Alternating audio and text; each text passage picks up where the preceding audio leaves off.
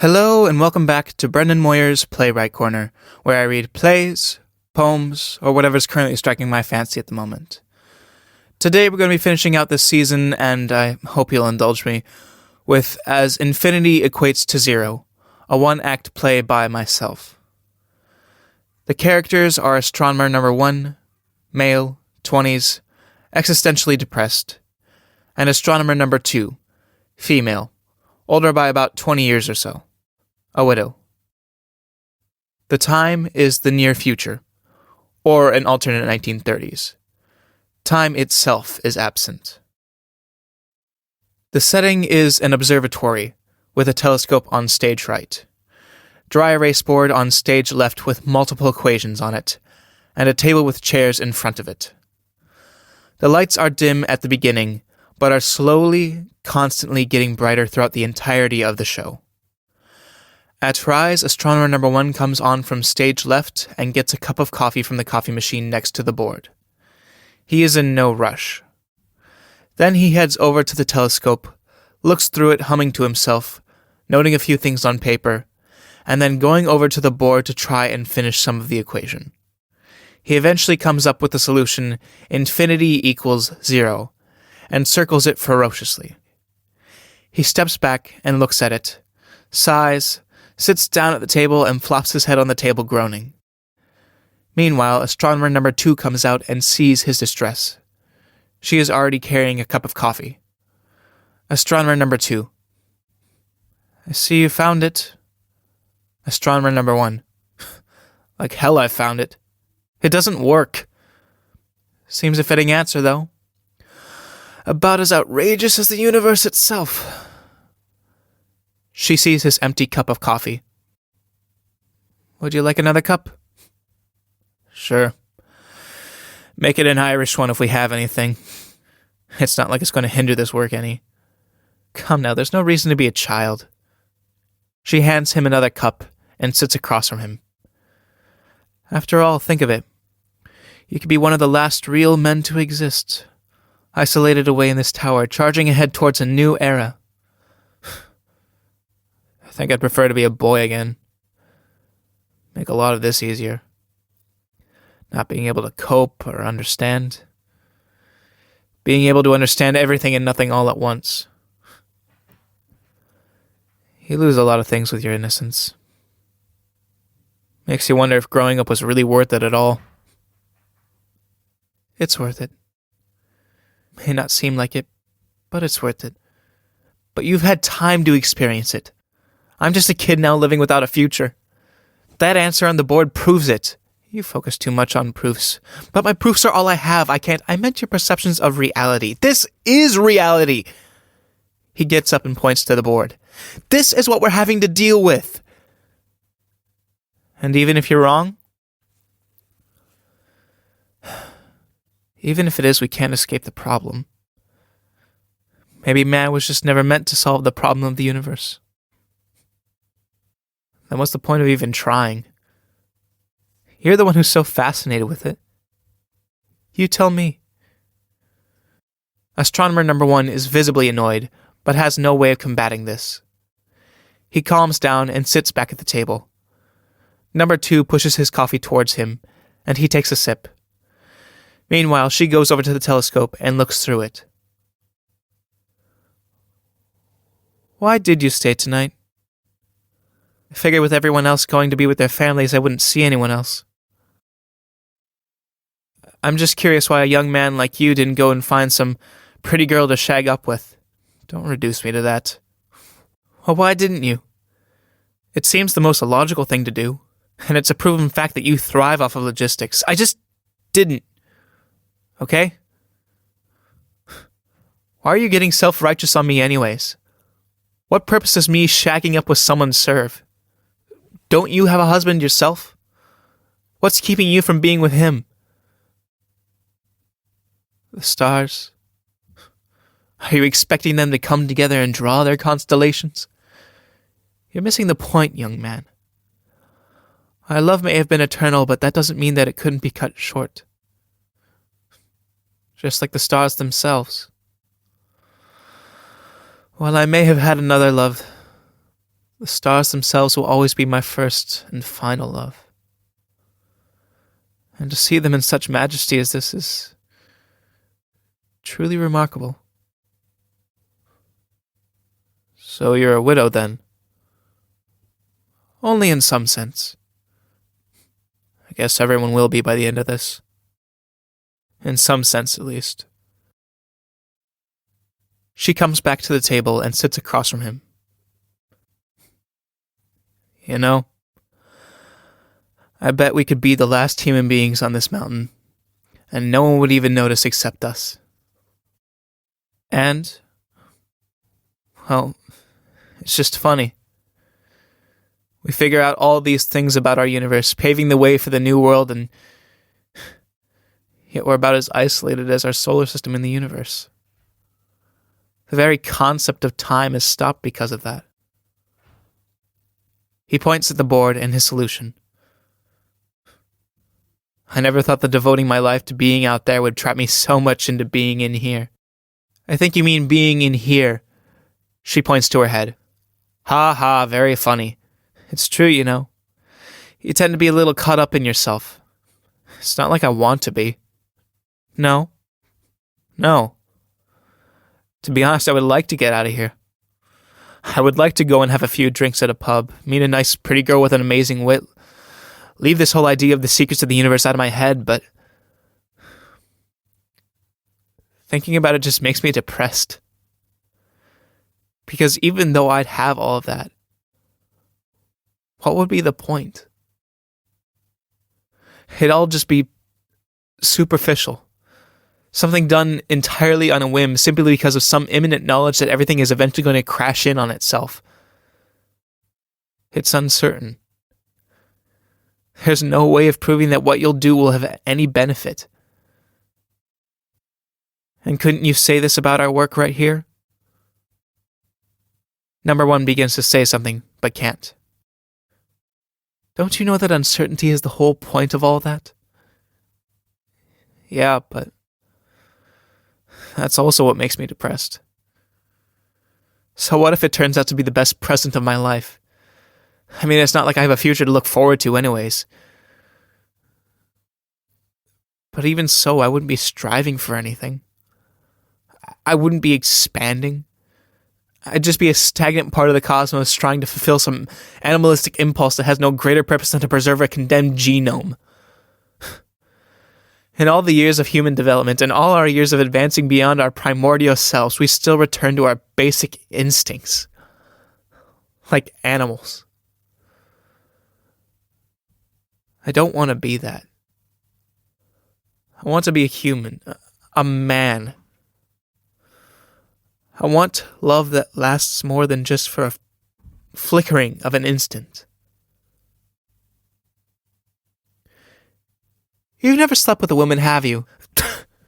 My sex life is hardly a thing that I think you and I should be talking about. I suspected as much. You can always tell when someone talks like that, wanting to be a man and whatnot. Is it wrong to want to know love and not know the intimate details? Love is in the intimate details, my boy. I don't know where you got the notion otherwise, but your perception of love is like your perception of reality. You want proofs and definitives, and you think that anything that is a mystery can be solved if you yourself work hard enough at it. Is it wrong to want to have certainty? If women can get the feeling of security from men, why can't men have the quality of certainty? They can. It's called marriage. That's not what I mean. Are you sure? He doesn't say anything. You know, you really are a rather rambunctious child for someone so calculating. Guess it must be those animalistic impulses always catching up to you. Will you? I hate to say it, but that's just what youth is. Trust me, you'll have time to be a being when you get older. But right now, to be in youth is to be human. You can groan and complain about your existence seeming frivolous, but your own existence in this whole universe is something frivolous. So there's no need to not indulge your youth. Otherwise, we would all merely exist. And an existence without frivolity would be more hell than we could ever experience here on Earth. I'm guessing that's some theological implications slipping through. I suppose so. I have been a bit more devout ever since my husband died. It's all that's really helped me through life. And I guess it's what's helping me through this problem of the universe right now. I've always wondered how people were able to believe so wholeheartedly in God and whatnot. Don't get me wrong, I'm not a pagan or anything like that. In fact, I was raised in what used to be called the Church of England, but as I grew up, the idea of believing just sort of imploded on me. It's not that I thought that I could ignore him because he couldn't be proven in math or anything like that. And to be honest, I think that after observing the universe for as long as I have, I can't discredit him either. But there's always just been this nagging feeling of, what does it mean to believe in God? How can I express my belief in him? How can I love him if I don't even know how? I guess you'll never know. At least not now. You're not even going to try and have a debate with me? Try and convert me in these pining hours? All I can say is my beliefs come from my heart more than they do my mind. I have belief because I have uncertainty. I have love because I have uncertainty. Expression of that faith comes about when you have someone else to bring it out of you. Sometimes that's a significant other. Sometimes it's the big man himself. But if you lack any uncertainties to express, nothing in this universe can help you with that. And was it a pastor who helped you learn that? It was my husband. He may not have been an entirely spiritual man, but he had learned the need of God on the battlefield. Did he die in the line of duty? Oh, don't misunderstand me. He served in the military for about 15 years, but nothing drastic happened to him when he was in it. The most trouble he ever got in was when he delivered a message and accidentally mistranslated one of the words. The troops called him Private Porpoise for the rest of his years.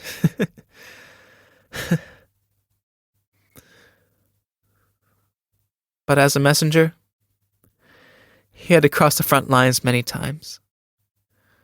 Saw the terror of it all and prayed for an act of God to stop time so that all of them could stop dying.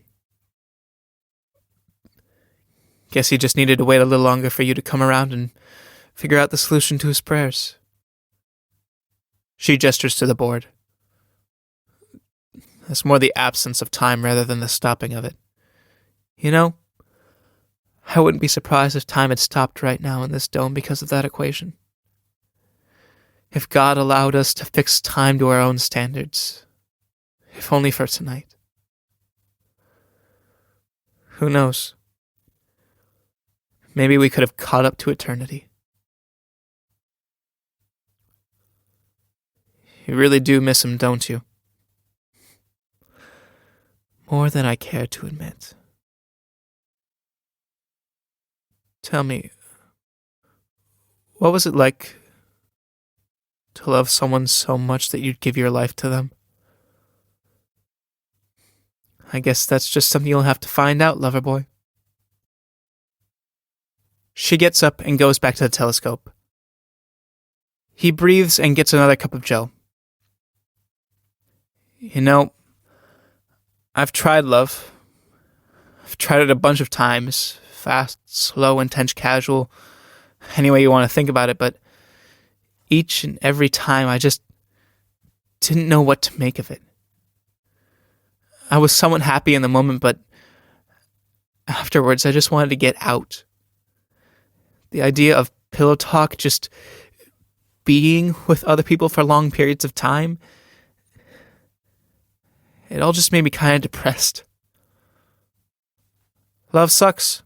Simple as that. But didn't you just say, don't get me wrong, I think that love is one of the best things that humans can wish for. But it's also one of the hardest things for a person to endure.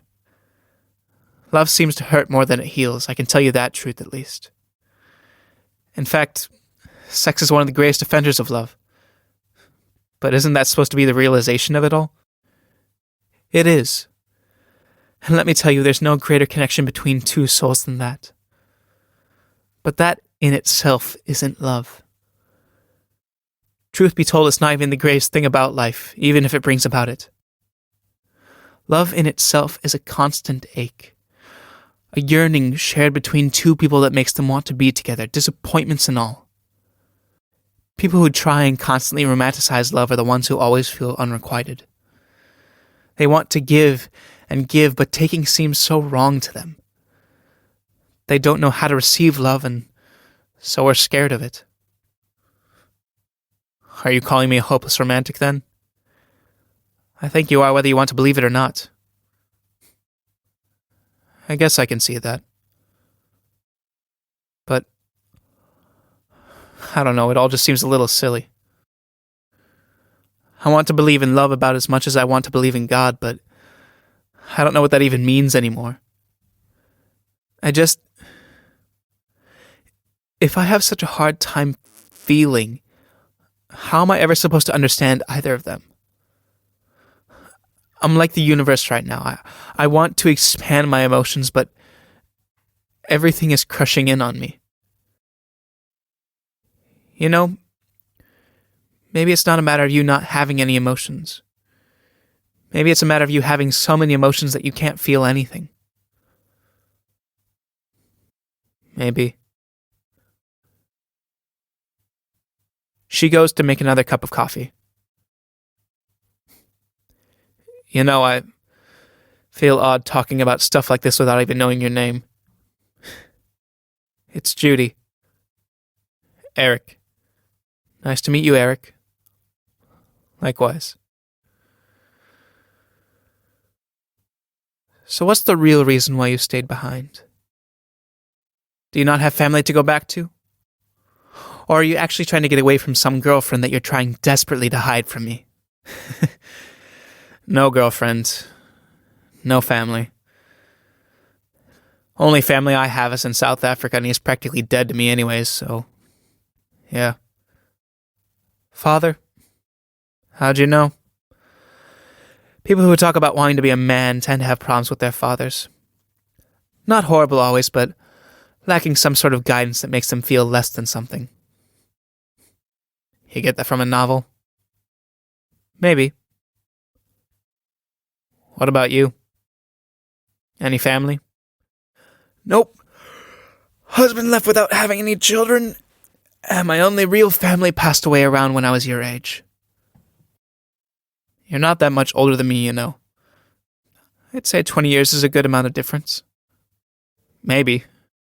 But still, you don't have to make yourself sound so old. You're still rather attractive despite your age. Buttering me up's not going to get you anywhere with me, boy. I mean it.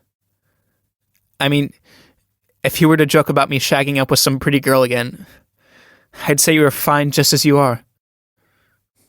I think us shagging up would hardly do any good. But that's just the point. It wouldn't really benefit the whole of humanity, but it would be nice nonetheless. Like you said, just two beings waiting on the edge of time. Not lovers, not sex-crazed youths, just someone to be with. It'd just be nice. Weren't you the one who said affection makes you depressed? That doesn't mean I like to live without it. You really do have that youthful spirit inside of you. And you have the love of the human race. Of God, of the universe. So why does it seem so odd that you could impart some of that on me?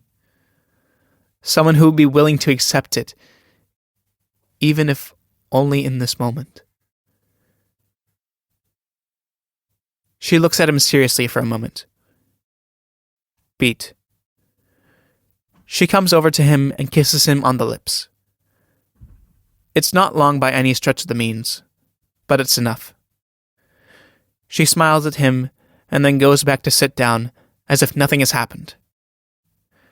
Eric is kind of dumbfounded for a second, snaps back to attention, and goes to look through the telescope. After scrawling down a couple of notes, Eric says, "I'm sorry." "For what?" "For making you do that. Don't be silly. I did it out of the entirety of my own free will. But I made you resort to that. I selfishly wanted you to give me something that I didn't know how to return. It's something you learned to return. But after tonight, I'll never be able to know how to return it. I suppose that's true. But it doesn't matter. You'll learn to express yourself in ways that you never thought you could have. But I won't have the chance. And yet you still do." Eric stands over the telescope, unsure of what to do. Then he walks over to Judy, and she looks up at him without apprehension. He tries to form words, but he is obviously failing. He takes a breath and hesitantly goes in to kiss her. She does not resist. This one lasts a little longer and is a little bit more passionate on both ends, but eventually Eric comes apart. He's shaking in both the literal and figurative sense, and Judy is looking at him with the same look of non-apprehension.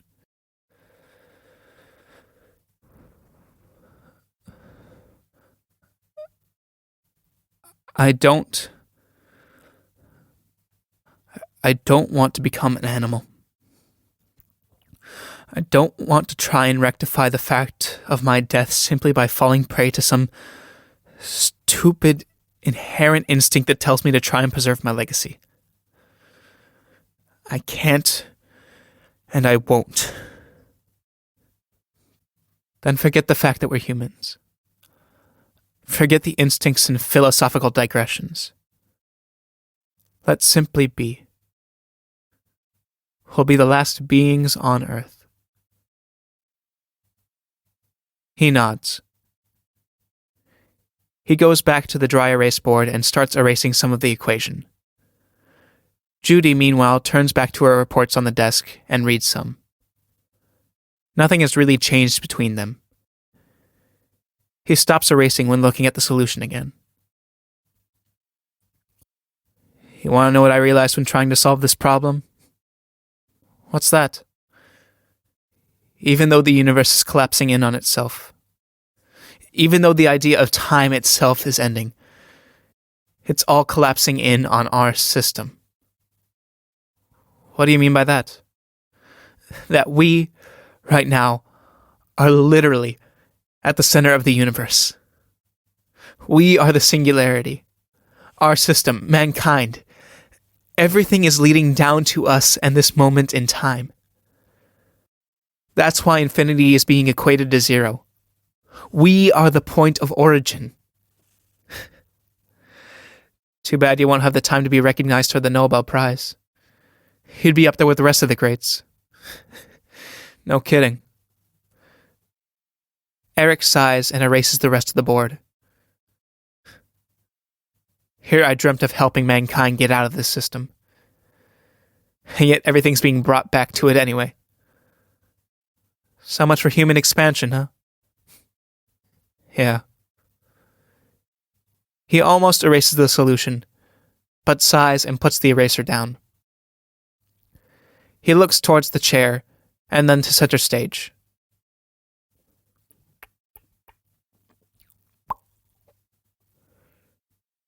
You want to just sit on the ground with me? Huh? Like you said, we don't have to be humans anymore. Just beings. What point does human decency serve now? Maybe I'll join you in a minute. Eric awkwardly walks to center stage, whistling a little to himself, waiting for Judy to come along. She doesn't. So he sets himself down facing the audience. Judy continues to look at her papers.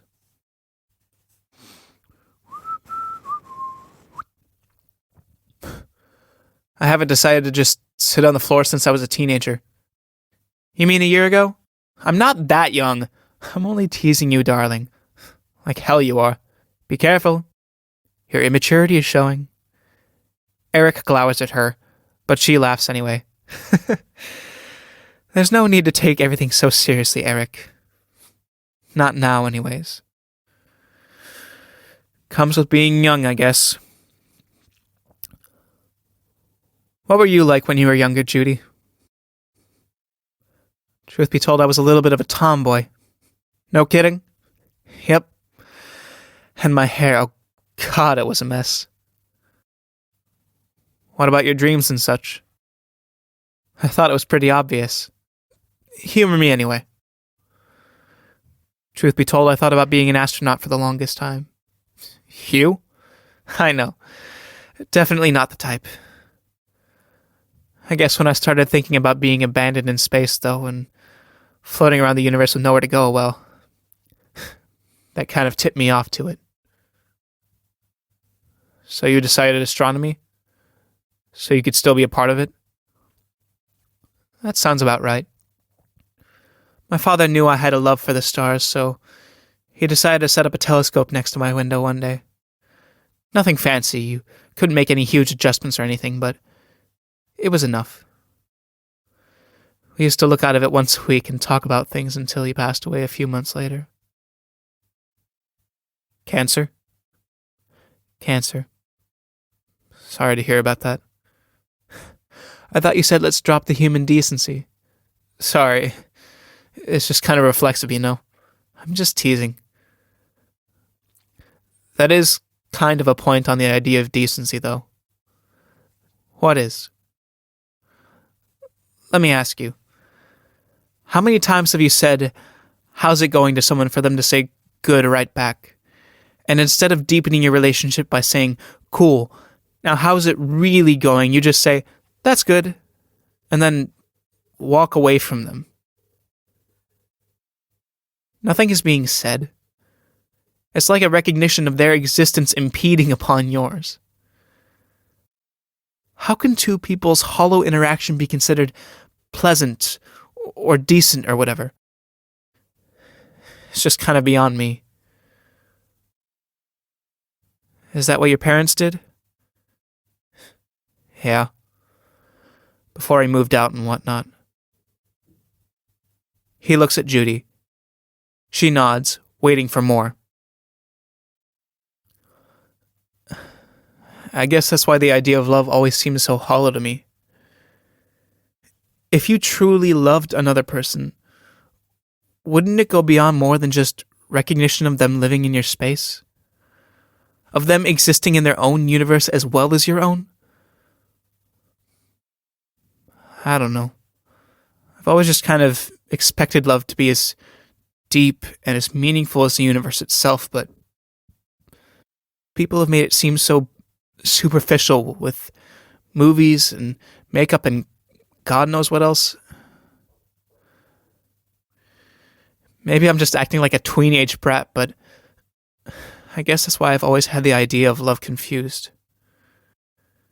Because it was presented as something that could be sold with a price tag or exist only within a 2-hour time frame.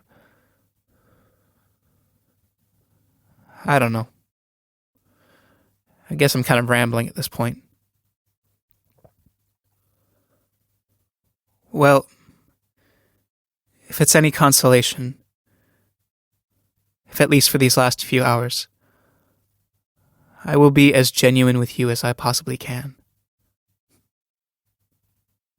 Thank you. Thank you for actually meaning it. She nods. After scribbling a few more things, she heads over to the telescope and tries to look through it. She swivels it a bit, and the stage left lights burst, and it hurts her eye. Ow! Ow! Ow! Ow! Eric gets up and jolts over to her, grabbing her elbows. Come away from there! He sets her on the ground and goes back to close the observatory's hatch. Judy's blinking her eye, trying to get it working again. Eric comes over and sits next to her. You okay? Why'd you close the damn hatch? It's not like we won't be able to see everything with our own eyes soon. It's a hazard. You okay? Yeah, just trying to see again. What was it? Supernova. God, that was bright. Oh. You think you'll be okay? Yeah. It just hurts real bad. She now realizes where she is. Guess I made it to the floor after all. Yeah. Guess so. They both sigh. Thanks for putting up with me. How do you mean? Talking about love troubles and all this philosophical talk about life and existing, all this existential depression. It's probably not what you wanted to hear on the last night of existence. Honestly, I thought it was going to be just me and the sound of silence. So spending it with someone who at least wants to care is a plus in my book. You know that bit you were talking about earlier?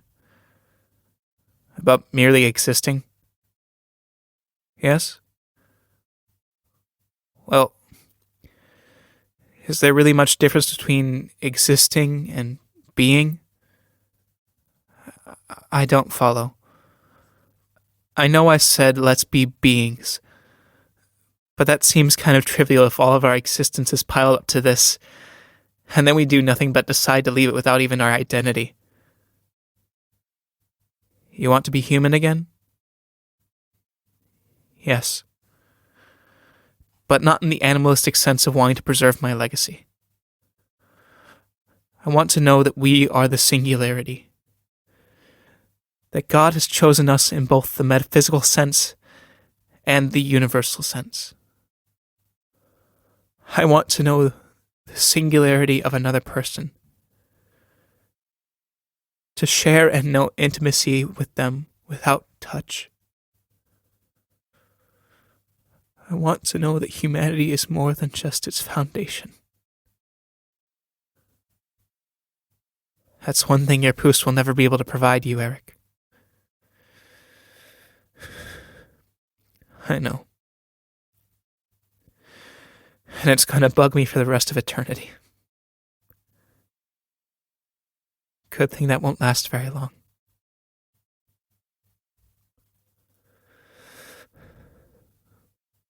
What do you want? I want you to believe. In what? In everything you've ever been uncertain of. How do I do that? By trusting in principles greater than yourself. And if they're out of my reach, trust that others will raise you up. He nods slightly and looks at her. She goes in and kisses him once again. Again, it's not a long kiss, but it's enough. When she pulls away, Eric starts to cry. I'm scared.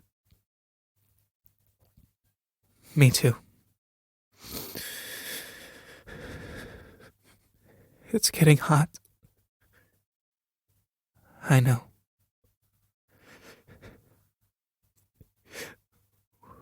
What'll you miss most, Judy? The stars. You.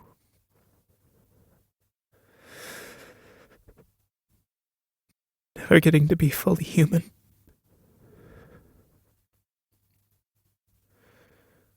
Will you kiss me once more? She smiles and instead brings his head down to her lap. He sees his solution on the whiteboard.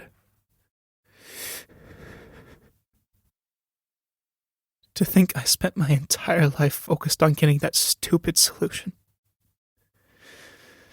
And it's not even right.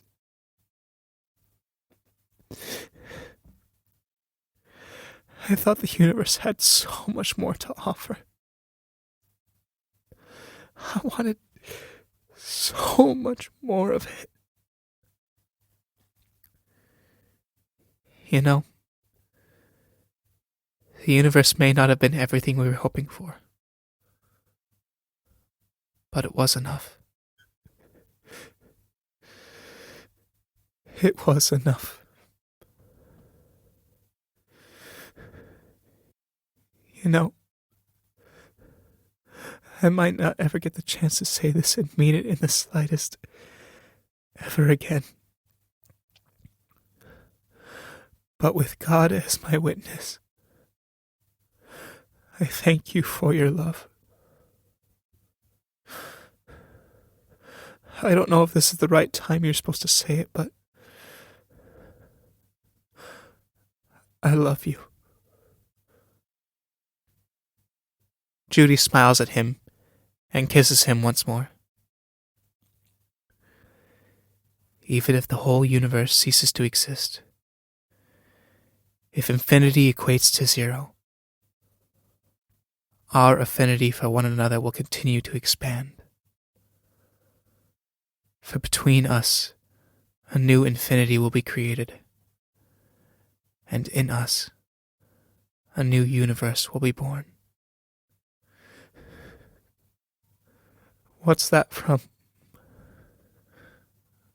Don't remember. Something my husband read me a long time ago.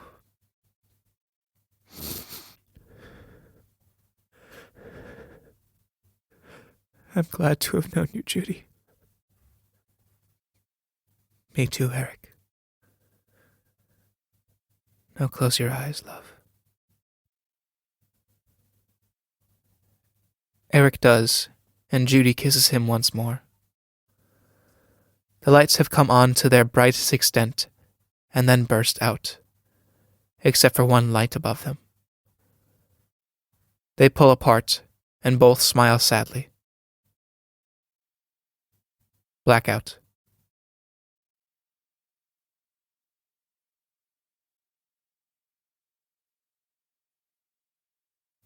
And that is the end of As Infinity Equates to Zero, a one-act play by myself, Brendan Moir. I want to thank you all who have listened, who have spread the word about this thing, who have done anything that has helped this channel grow in any way, shape, or form. I want to thank you all for getting to the end of this season and for giving me a chance to stumble my way through many different accents, many different styles of plays, and hopefully I can keep on growing, and hopefully I can keep on making these, and you can keep on enjoying them. It's currently just me doing everything, the recording, the editing, and everything else like that, so these take a long time to build, a long time to edit, just by virtue of how many times I stumble on my words. And like I said, I hope that I can read more plays. I hope I can read more modern plays. If anyone has plays that they would like to have read, let me know. And if you have any plays that you have written yourself that you would like to have read, you can always email me at bemuseartsinc@gmail.com, and I hope to be in conversation with you. Anyway, I hope you have a lovely rest of your day, and I hope to have you back in Brendan Moir's Playwright Corner. Thank you.